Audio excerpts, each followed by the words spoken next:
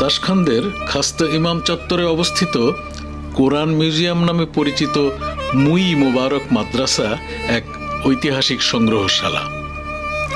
১৬শ শতকে নির্মিত এই জাদুঘরের প্রধান আকর্ষণ প্রাচীনতম উসমানিক কোরআন।